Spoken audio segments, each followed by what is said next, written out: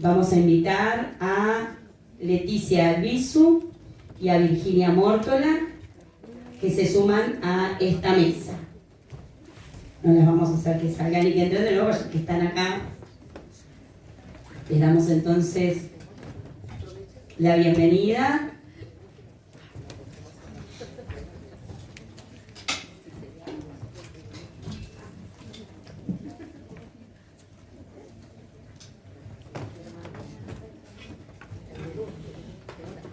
Y presentamos entonces a Leticia. Leticia es maestra, docente de lengua en magisterio en las carreras de MPI y MEP, especialista en literatura y especialista en cultura escrita y alfabetización inicial. Magíster, está cursando un doctorado con foco en lengua. Forma parte de la Comisión del Plan Nacional de Lectura de la DECEI desde el año 2024. Es autora de artículos relativos a la lengua y a su enseñanza. También es referente en la revista Quehacer Educativo de la FUN. Y Virginia Mórtola es psicoanalista, es escritora, ha escrito muchos libros que circulan a veces por nuestras aulas, es magíster en libros y literatura infantil y juvenil por la Universidad Autónoma de Barcelona, creadora y responsable de Tukiti, portal de literatura infantil y juvenil. Es docente de literatura infantil en la Universidad Católica del Uruguay. Coordina talleres de escritura para niños, niñas, jóvenes y adultos. Y bueno, tiene, como les decía, varios libros publicados que sin duda muchos de ustedes conocerán. Y ella nos cuenta como algo muy interesante que la pasión por la literatura llegó a su vida antes que los libros. Y tiene que ver con que sus abuelas y sus tías narraban historias y tenía un tío que contaba chistes, y esto se une con lo que contaba hoy Marcela acerca del humor. Entonces le damos la palabra a ellas, que van a realizar elogios a la literatura infantil y juvenil.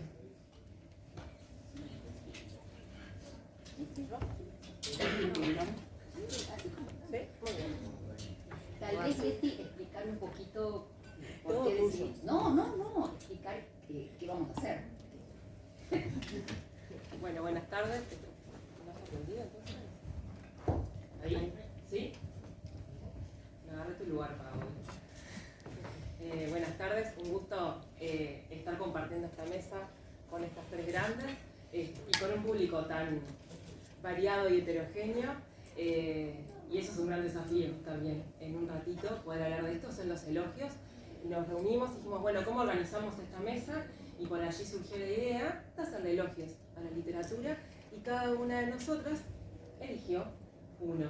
¿Así está bien la presentación? Yo elegí el elogio a la memoria. Me traje mis apuntes porque si no me iba a ir de guión y tiempo acotado. Sí, por eso. Usted, ¿dónde está allá? Me vas a ver, cuando me quede un minuto, así veo cómo redondear. Por ahí tenía muchas ideas y dije, voy a la RAE. Y en el diccionario me apareció que la literatura era definida como el arte de la expresión verbal. El elogio como la alabanza de las cualidades y méritos de alguien o de algo. La memoria como la capacidad de recordar. Podría decir entonces que al elegir este elogio a la memoria, en relación a la literatura infantil, no voy a hacer más ni menos que una alabanza. Voy a ponderar la capacidad de recordar o de evocar recuerdos que tiene este maravilloso arte de la expresión verbal como en la literatura infantil. Voy a empezar con un poema de Benedetti. El olvido está lleno de memoria, que dice así: el olvido no es victoria, sobre el mal ni sobre nada, y si es la forma velada de burlarse de la historia, para eso está la memoria, que se abre de par en par en busca de algún lugar que devuelva lo perdido. No olvida el que finge olvido, sino el que puede olvidar. La lectura tiene mucho que ver con estos espacios, que ya Marcela había hablado de ellos con antelación, junto con Pau y María Emilia, y toca los cimientos espaciales del ser. Por ahí Michelle Petit, una antropóloga francesa que se dedica a estos temas de la lectura y la literatura, nos habla de que la literatura parecería ser un atajo privilegiado para encontrar un lugar, meterse allí, anidar. Y allí es el momento y el espacio de la lectura, personal o colectiva, en donde los libros se convierten en tierra de asilo, de recuperación de memoria. Un libro que se abre o es abierto se convierte en una suerte de casa para la infancia, que convoca, un refugio que acuna y que acoge. La lectura entonces como otras maneras de estar y de habitar los espacios y los tiempos, en un espacio y tiempo que definimos como propios, en los que la imaginación, fantasía, alegría, tristezas pueden brotar libremente, sin prejuicios y sin ataduras. La literatura, y la literatura infantil en particular, posibilita espacios y territorios desconocidos, hasta que se entra en ellos. Hasta ese momento mágico de abrir la tapa, de comenzar a mover las páginas, a veces lentamente, a veces rápidamente y a veces hasta torpemente, como cuando lo hacen los bebés o las bebas. Pero allí está el nuevo espacio que recibe, que invita a vivir, a pensar, a vibrar, como dice María Teresa Andrueto, una escritora argentina, como encuentro entre subjetividades, como develar un secreto que otro ha escondido para nosotros. Y ahí, cuando recordamos en la memoria, Marcela ya nos habló de Pinocho, de Alicia en el País de las Maravillas. Ahí están los cuentos clásicos, los cuentos maravillosos. Blancanieves, Hansel y Gretel, de los hermanos Grimm. Caperucita Roja, El gato con botas, de Pulgarcito. De Perrault, El patito feo, La sirenita, de Christian Andersen. Estos cuentos maravillosos de transmisión oral que han pasado de boca en boca hasta un momento en el que pasamos a leerlos, como estas obras que además nos recomendaba Marcela hace un rato como buenas versiones de esos clásicos. Y ahí es cuando Irene Vallejo, filóloga, nombrada ilustre acá en la ciudad de Montevideo hace unos años atrás, nos dice que el almacén del conocimiento dejó de ser exclusivamente acústico cuando se convirtió en un archivo material y por tanto se podía ampliar sin límites. Así la literatura ganó libertad de expandirse en todas las direcciones. Ya no tenía que administrar con avaricia la acotada capacidad del recuerdo. Y ya después, unos siglos más adelante, nos encontramos con los libros álbum. Y ahí después te voy a contar la pregunta que me quedó, que no hablaste de los álbumes, pero a mí me vino el recuerdo. Este género surge otra estética, otra forma de literatura pensada para la infancia, donde hay una intertextualidad entre lo verbal y la imagen, donde el significado parte de la construcción de esta complementariedad. Y los cuentos tradicionales son parte de la cultura escrita, esta memoria colectiva que trasciende lugares geográficos y momentos históricos. Y otras versiones de los clásicos, otras versiones contemporáneas, varias en formatos de libros álbum, conllevan a la reinterpretación de estos cuentos maravillosos. Este proceso literario también forma parte de la dinámica de la memoria cultural, en tanto necesaria intertextualidad, en este caso, entre lo clásico y lo contemporáneo, a partir del diálogo con el pasado desde su propio contexto. Y ahí me viene otro libro álbum actual como Efero Feroz, de Liliana Cineto, de Editorial Norma, que ahí el protagonista, Lobi, que es pariente del lobo de los tres cerditos y esos lobos malvados de los cuentos clásicos, pero no tiene nada que ver con él. Y este lobo, nos enteramos de estos vínculos con los cuentos clásicos, no por lo que está dicho, sino por las imágenes que allá aparecen, esa necesaria intertextualidad en donde el cuento, por supuesto que se puede entender si no conocemos esos clásicos, pero si los conocemos, podemos significar y resignificar el cuento a partir de esos recuerdos. Es entonces que el poema, el cuento, en la novela, donde quienes escriben van tejiendo las historias, en las que hay hilvanes entre pasado y presente, entre lo fantástico y lo maravilloso, entre lo que fue y lo que pudo haber sido. Y quienes leemos, al embarcarnos en la historia rimada o en prosa, significamos y resignificamos a partir de nuestras propias historias y nuestra memoria individual y colectiva. Memoria que puede ser distinta entre una persona y otra, sobre los mismos acontecimientos, porque al ser personas atravesadas por emociones, fantasías, alegrías y miedos, construimos relatos diferentes según los puntos de vista.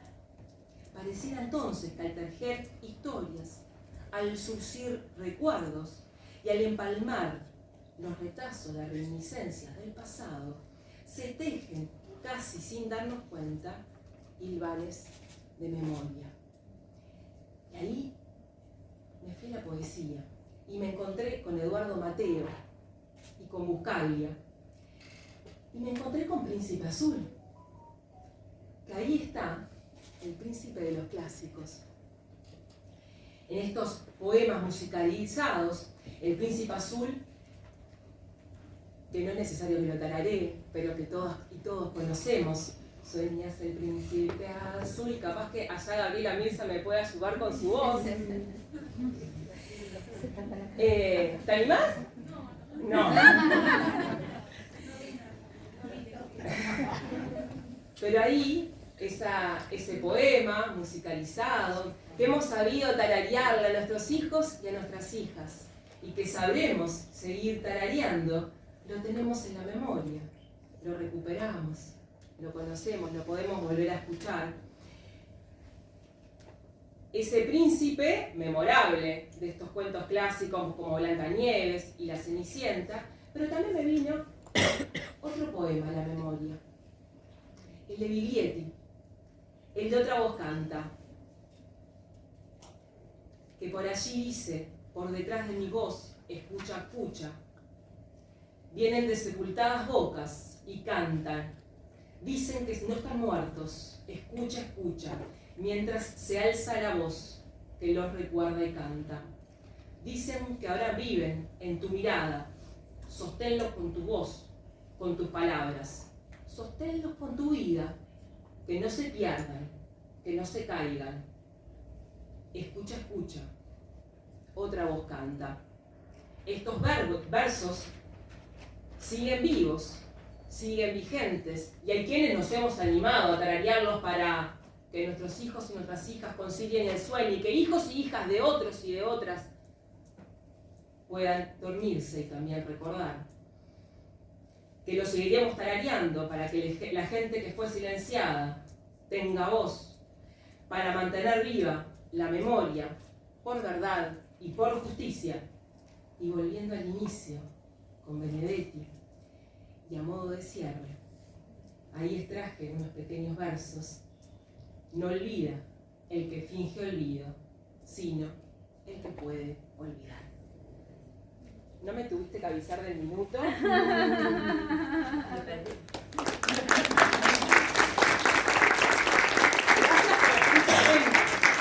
vendrán otros elogios. Inicial de la memoria porque quedamos así sentadas, ¿eh? No estaba organizado de antemano. Bueno, yo voy a leer Elogio del Descubrimiento. Hiroshi y Lolo tamizan con un colador de plástico, de esos que se usan en la playa, la arena del patio del Instituto de Arte. Buscan piedritas que brillan, que son más grandes, que están más pulidas. Buscan en la arena que pisamos todos los días sin mirarla siquiera, lo que es diferente, y lo atesoran.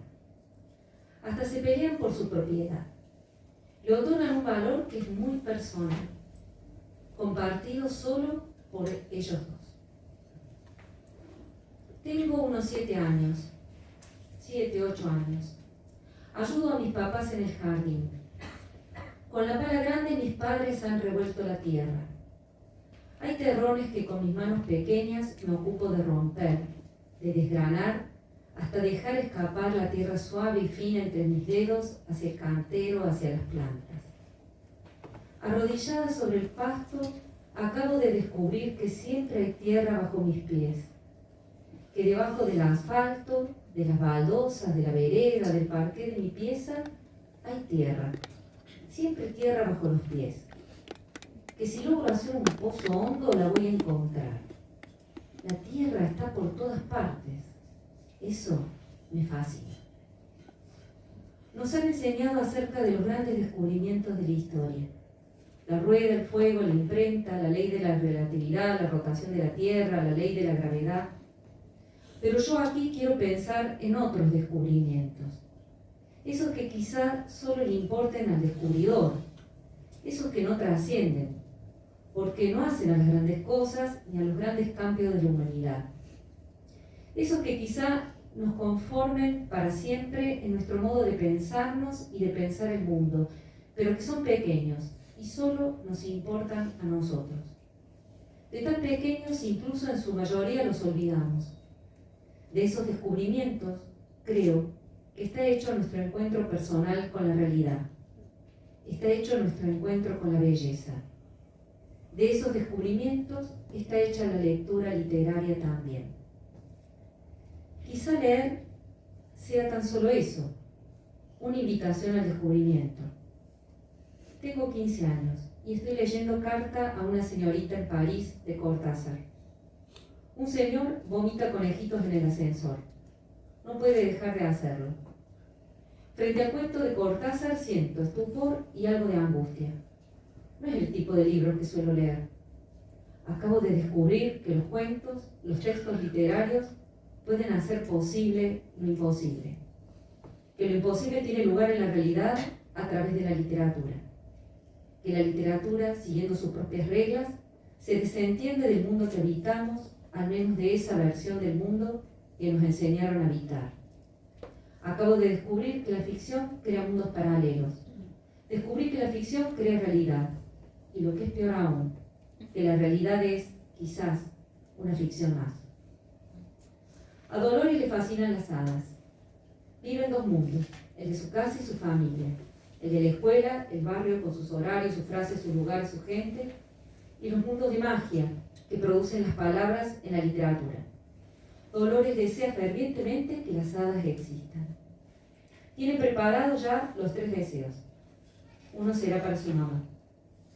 El mundo es más interesante si puede pensar que en un abrir y cerrar de ojos, un genio la trasladará a un país mágico. No quiere renunciar a eso. Descubre que la literatura se resiste a olvidar la magia del mundo. Su abuela ha creado un hada para ella, un hada personal que se ocupa de inquirir acerca de su comportamiento diario. Es una hada muy específica, dedicada a la disciplina, pero es toda suya. El descubrimiento de Dolores es simple. No se puede vivir sin magia. La realidad es mágica, no importa lo que digan. Si no puede ver esa magia, le invade la tristeza, el agobio, el vacío. Ayer leí La selva del Yacilla Teré a un grupo de niños y niñas entre 7 y 8 años. En ese relato antiguo guaraní habita el duende rubio, pero también los niños guaraníes que han perdido la memoria. El cururú, el sapito que ayuda a Mini a mantenerse despierto para volver a su casa. La luna que deja caer su dedo por la rendija del techo. ¿Por qué el dedo?, pregunta un niño. Ha descubierto que el rayo de luz en el cuento se describe como un dedo, que la luna en el cuento es un personaje más. Algunos de los niños descubrieron que existe no solo el duende rubio en el noreste del país, sino también el isondú, el gusanito de luz, los guaraníes, la selva y el temible yaguareté. Termina el cuento. Una niña dice que su familia materna es misionera. Otra que su mamá es actriz y está haciendo una obra sobre el yací, pero es distinta porque la niña protagonista pierde la memoria y la recupera con el canto de su mamá. Todos descubrimos cosas. Los maestros descubrimos lo que los niños nos cuentan. Los niños descubren lo que les cuenta el relato, lo que les cuentan otros niños. El yací habita en sus niños a partir de un cuento. Podría no haberlo hecho nunca. La selva ahora también forma parte de sus vidas, aunque no vayan de visita al Parque Nacional Iguazú. Esta mañana conversamos sobre el orla de Maupassant, sobre la pata de mono de Jacobs. Durante la clase hablamos de los cuentos y de películas y de teorías científicas que hoy ponen en crisis los límites de la realidad tal como la conocemos, tal como la hemos conocido durante siglos.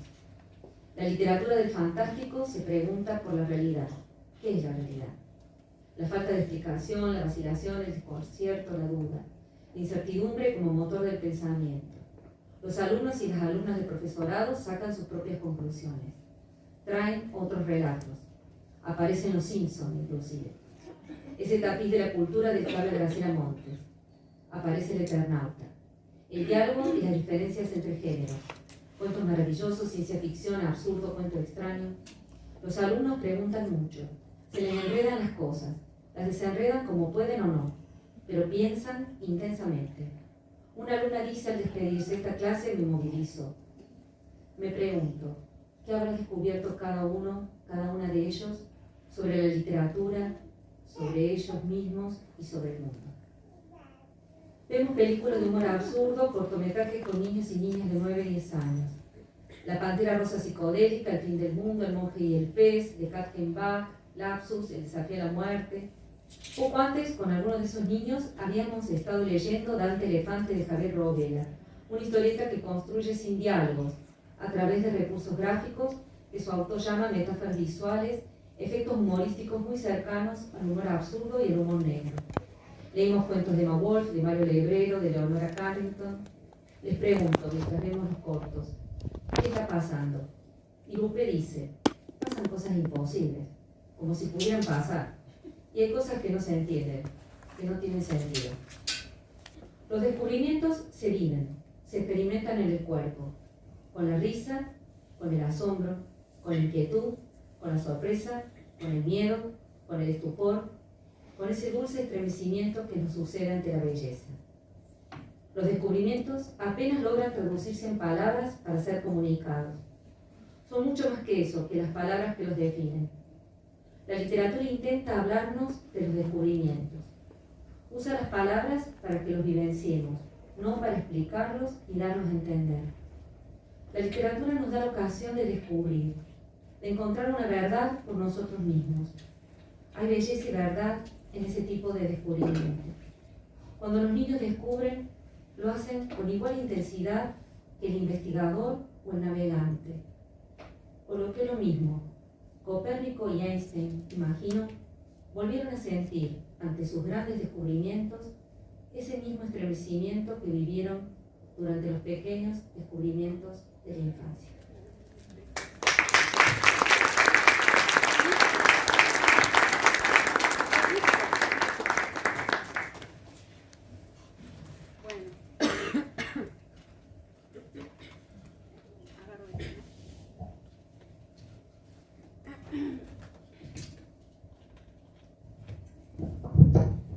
Buenas tardes, espero que estén todos bien por ahí.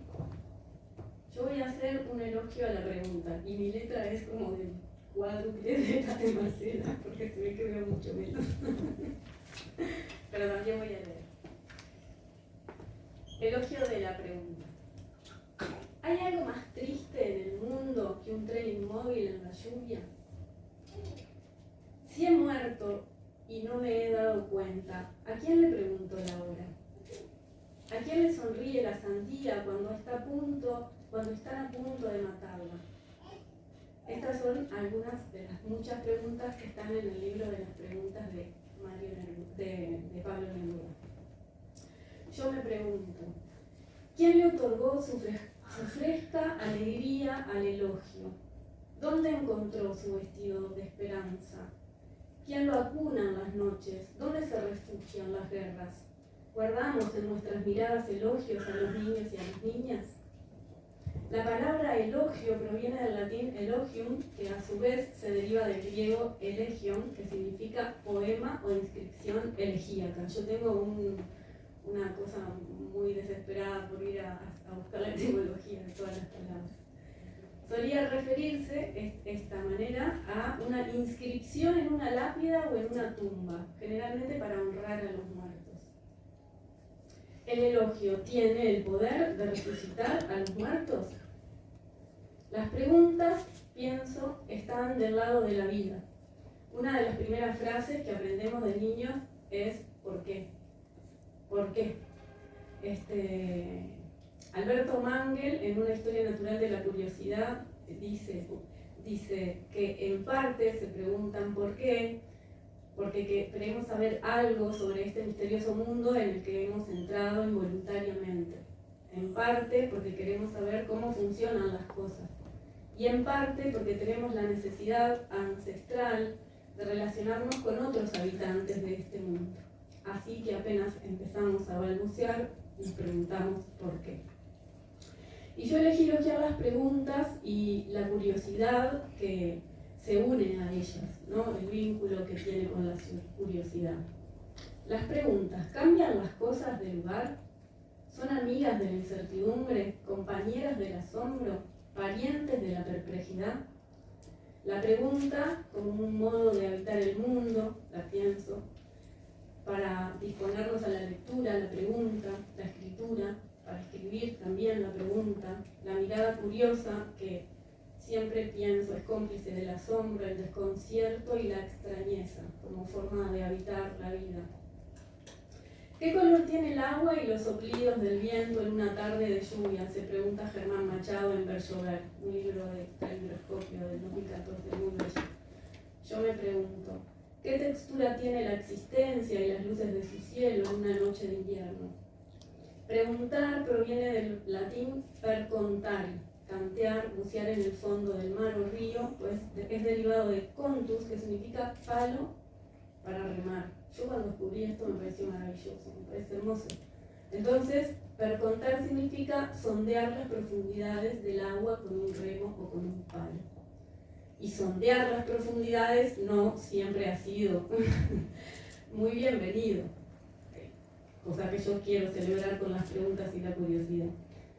Algunos dichos populares censuran esto: la curiosidad mató al gato, más vale malo conocido que bueno por conocer, no metas las narices donde no debes, que le pasó al pobre hijo del elefante del cuento de Rudyard Kipling, que salió curioseando haciendo preguntas hasta que el cocodrilo le mordió la nariz y en ese forcejeo, así no sabían que así se había transformado la nariz de los elefantes. Bueno, otra, que es la más terrible para mí, es: más vale pájaro en mano que 100 volando. No solo porque el pobre pájaro se despluma inmovilizado por la presión de una mano, sino porque esa misma mano se calma, se consuela al apretar al cuerpecito tibio para poseerlo. Esta imagen contrastada con la de una bandada de pájaros en vuelo, surcando un cielo despejado, habla del impulso de poder en contraposición con la libertad. ¿El curioso es el pájaro que vuela por los aires? La curiosidad ha sido asociada a la desobediencia, ¿no? Pandora, conocemos, ¿no?, esta mujer, primera mujer creada por los dioses que abre la caja. Eva, la primera mujer también creada por Dios, que se come la manzana por curioso. Pero no solo fueron mujeres curiosas, también Orfeo condena a la pobre Eurídice a quedar condenada a vivir para siempre en el horripilante mundo de ultratumba, porque en el camino de salida él gira para ver si ella lo sigue. La curiosidad es de él, el castigo es de ella, es para ella. La esposa de Barba Azul, de Perrault, que queda sola en una habitación llena de llaves, con riquezas y lujos, pero ella quiere ir a mirar solo aquella que no podía ir a mirar, y le cuesta la vida. Pues voy a citar una partecita porque me parece muy lindo.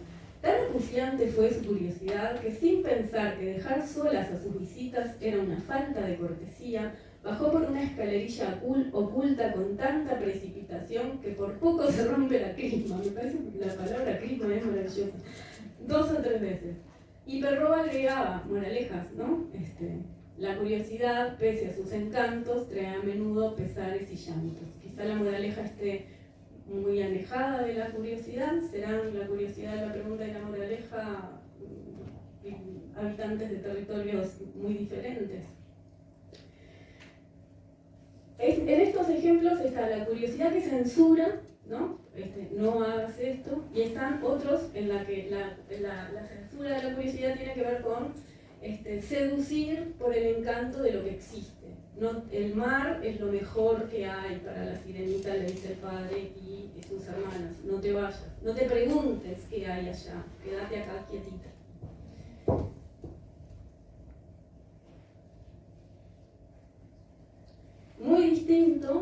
es el caso de Sherezade. En los cuentos de las mil y una noches es la curiosidad del sultán Shahriar lo que hace que Sherezade se mantenga viva. Le cuenta un cuento y así evita que la decapiten. El padre le dice a Sherezade: ten cuidado, nunca digas todo lo que sabes. Eso también tiene que ver con la curiosidad, el misterio. Algo se dice, pero algo se calla. Algo se oculta o algo se demora.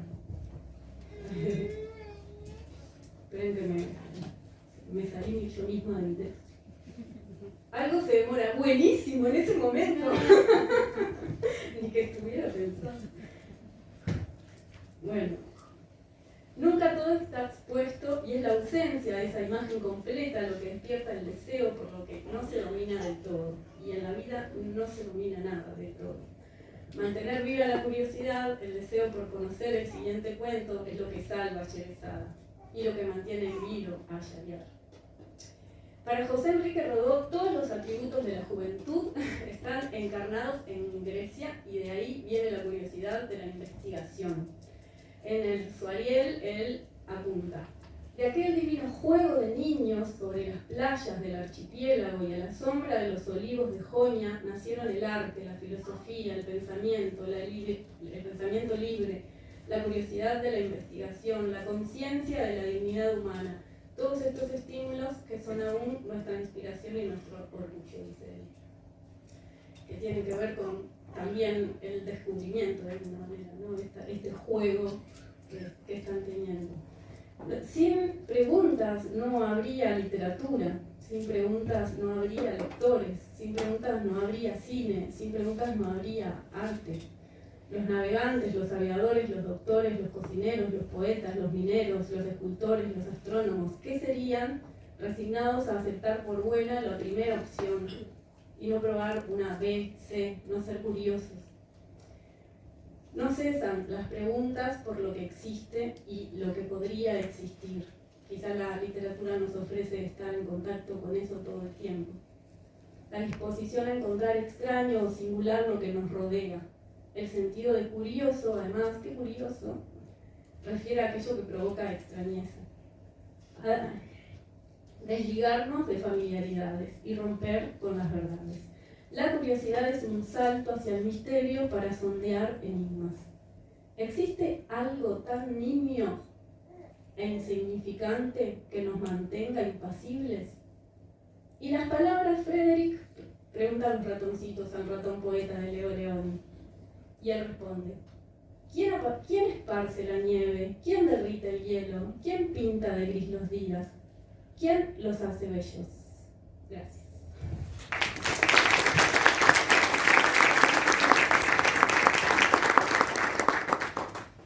Bueno, yo elegí pensar y escribir un elogio de la suerte. Juega tú a ser hoja y yo a ser rocío, y en tus brazos locos tenme suspendido.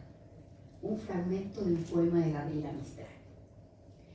Comienzo por pensar mi propia suerte y trato de ubicar hitos, vivencias que me hayan relacionado con la lectura y la literatura, porque estamos aquí para hablar de esas suertes, no de todas las suertes. Casi todas las personas volvemos a nuestras infancias cuando pensamos en nuestra relación con la literatura. A mí también me aparecen unas primeras imágenes de esa época, pero no son con libros, sino con flores. Las fotos de mi etapa de bebé y primeros años siempre son con flores. En una de ellas, yo tendría 2 años, mi mamá me está acercando a una rosa del jardín de mi tía y yo absorbo su aroma como si fuera el oxígeno de todo el universo. En otras estoy con mi papá, entre las rosas que cultivó con nosotros a lo largo del tiempo. Cuando mis hermanos y yo éramos chicos, mi padre cultivó un jardín de rosas, muchísimas. Llegamos a tener 400 rosales. Los 4 éramos muy pequeños y él nos hizo cómplices de aquel juego. Nos enseñó a detenernos frente al perfume. Ninguna rosa olía igual a otras. Observábamos el crecimiento de cada planta. Acariciábamos los pétalos buscando a los primos del señor Terciopelo. Inventábamos rosas de algunos colores que no existían a través de injertos. Y vivían. Si cierro los ojos, nos veo allí, acuclillados ante cada rosal, a punto de morir de felicidad. Cuando pienso en mi origen poético, siempre vuelvo a ese recuerdo de infancia, que de algún modo es equiparable a la experiencia artística. No creo que mi padre supiera cuántas reglas del arte estaba poniendo en práctica con sus hijos en esas situaciones, pero aquella contemplación estética, aquella exploración sostenida en el placer que provoca la belleza de la forma, el color, el aroma, el crecimiento de las rosas, la confianza en que podíamos inventarlas, más su compañía garantizada, envolviéndonos en la manta de un vínculo amoroso, sin dudas fue parte del origen de mi intensa necesidad creadora, de mi tendencia a la escucha y a la contemplación. También de mi valoración de lo inútil, entre comillas, porque es claro que mi papá no estaba transmitiéndonos las cosas que se consideraban más importantes o los valores morales, sino una experiencia con la belleza, con el tiempo, con la observación de algo de lo que el mundo tal vez podría prescindir en términos capitalistas. Tuve la suerte de encontrarme con la belleza como un valor compartido tempranamente y tuve la suerte de habitar lo inútil como una experiencia llena de sentido. Como soy la mayor de 5 hermanos, antes nos nombré como 4 porque mi hermana Lulú nació mucho después, cuando yo tenía 13 años. Como soy la mayor de esos 5, tuve un estado de infancia prolongado. Agradezco infinitamente esa longitud del tiempo infantil, un tiempo fundamental para comprender el juego, su vitalidad, el lenguaje, la necesidad de narrar, para aprender a cuidar. Porque no era fácil criar 5 hijos para padres jóvenes y trabajadores. A mi modo ejercí funciones maternantes con mis hermanos, y ellos me hicieron vivir a mí mucho más tiempo en el entramado imaginario de sus juegos y transgresiones. Tuve la suerte de vivir en estado poético mucho tiempo, de aprender a negociar significados en esa gran colectividad que es una familia numerosa. Mi madre nos leía mucho, sí, y había una biblioteca disponible, pero ser la mayor también implicaba a veces cierta soledad, porque me las podía arreglar sola, así decían los grandes. Pienso en algo que escribe Alejandro Zambra, lo cito. La lectura silenciosa es en cierto modo una conquista. Quienes leemos en silencio y en soledad aprendemos justamente a estar solos, o mejor dicho, reconquistamos una soledad menos agresiva, una soledad vaciada de angustia.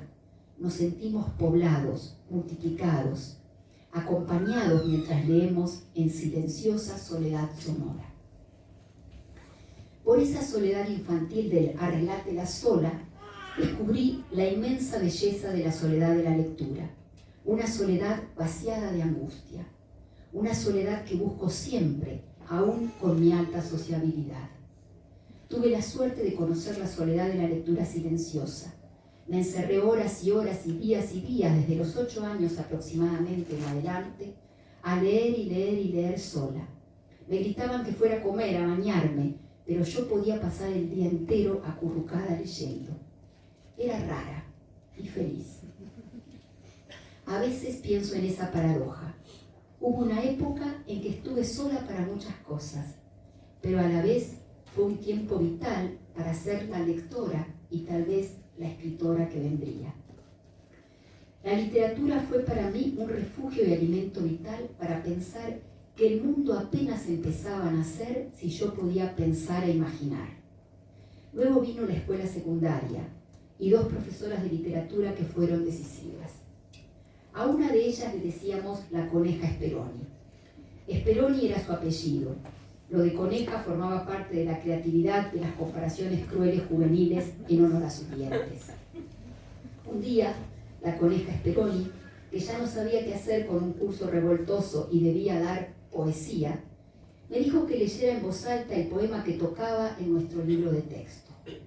Era el poema número 20 de Neruda, ese que dice: puedo escribir los versos más tristes esta noche. Escribir, por ejemplo: la noche está estrellada y tiritan azules los astros a lo lejos. El viento de la noche gira en el cielo y canta. Yo lo leí con la calma que siempre me produjo leer poemas, y se hizo un silencio sepulcral. Cuando terminé, nadie habló por unos segundos, hasta que una compañera preguntó si lo podía leer otra vez. Todo lo que yo quería era leerlo otra vez. Lo hubiera leído infinitamente, por el placer enorme que siento y no podría explicar cuando leo poesía. Supongo que la coneja consideró que se había producido un milagro. Yo no era tan consciente de eso. Ella me miró con los ojos turbios. Estaba emocionada, yo también, pero con cierto pudor por lo que había ocurrido.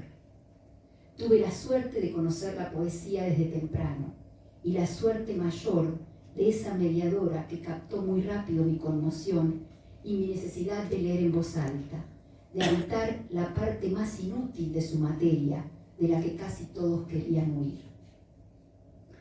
Desde hace 30 años aproximadamente tengo otra suerte mayor: vivir entre bebés, niñas y niños pequeños, para los que el estado poético es condición de su existencia.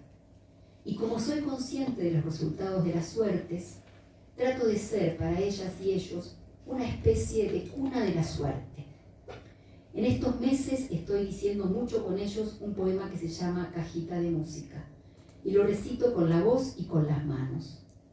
Cuando los más chiquitos quieren que recitemos ese poema, vienen con sus dos manitos en forma de cajita, buscando la complicidad de lo inútil, la belleza de esas imágenes que solo están en la fantasía del poema. Ya lo saben de memoria, lo decimos muchas veces a pedido de ellos. Y ahora pienso en mis compañeros de la secundaria y en la oportunidad que nos dio la coneja Speroni con su insistencia en sostener la clase de poesía para descubrir el eco de otra cosa en el lenguaje, la emoción de la voz que desborda el lenguaje. Ellas y ellos, las niñas y los niños con los que trabajo, tienen la suerte de encontrar el poema desde que son bebés. Entonces, el camino de confianza en la creación, en las múltiples formas de ser, de sentir, de nombrar e imaginar, está garantizado. Leen con sus maestras mediadoras, leen conmigo, también leen solitos. Descubrieron tempranamente esa soledad sin angustia de la que habla Zambra. Aprender a leer en soledad es también hacer crecer la capacidad de vida interior. No solo es una habilidad cognitiva. Leen y obviamente transitan todos los géneros, es decir, todas las formas posibles de la literatura y la escritura, y con ellas viven variadas vidas, lo cual expande la capacidad de sentir y compartir las emociones del mundo. Juega tú a ser hoja, y yo a ser rocío, y en tus brazos locos tenme suspendido. Hay otras suertes que trato de compartir, que me esmero en compartir. Por ejemplo, cuando trato de generar experiencias de escritura con las personas con las que trabajo y en los espacios de formación que coordino. Escribir y leer para mí son una unidad, pero no toda la gente lo sabe. Pareciera que leer podemos leer todos, pero que escribir es una posibilidad de los elegidos.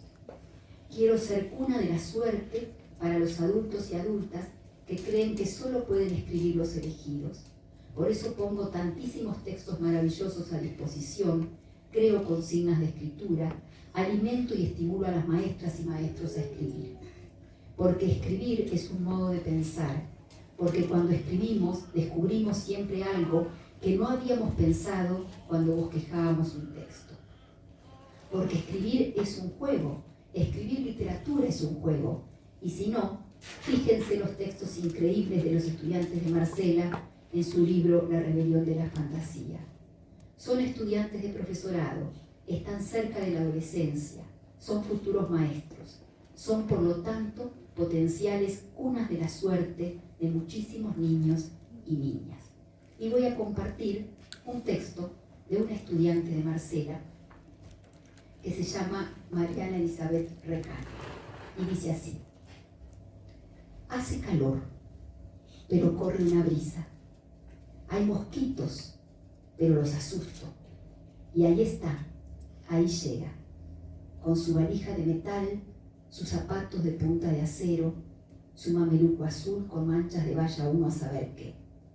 Ahí lo veo, llegando con el cuerpo cansado, con los ojos en el piso, los dedos encallados y con la mente en la quincena. Llegó, cruza el portón y lo escucho rechinar y piensa: ¿en qué momento lo podría arreglar? Piensa: ¿por qué no alcanza nada?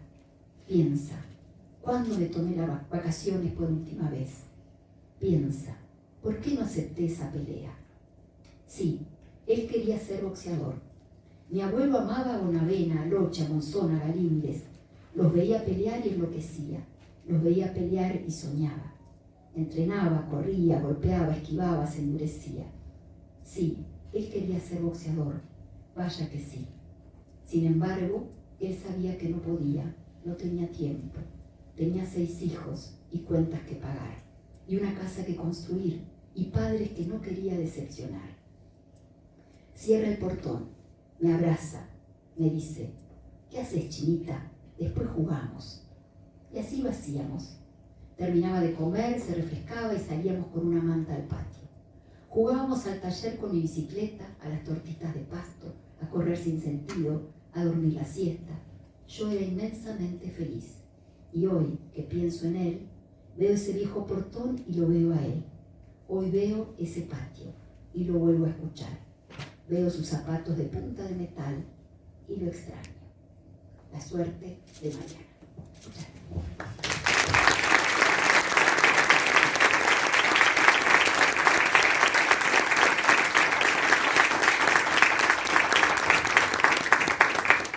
Lamentablemente el tiempo no fue una mala pasada, ha sido maravillosa la experiencia. Queremos agradecerle a todos. Yo le iba a pedir a Melia que leyera de nuevo el poema, porque se me nublaron los ojos también, como a la profesora. Bueno, Paola, queremos agradecerte, les pedimos un fuerte aplauso para Paola del primer encuentro, Marcela y María Emilia, y para los 4 docentes que están aquí, y Silvia, que forman parte de estos elogios a la literatura. Muchas gracias y cedemos el espacio para viene otra actividad. Que también es sobre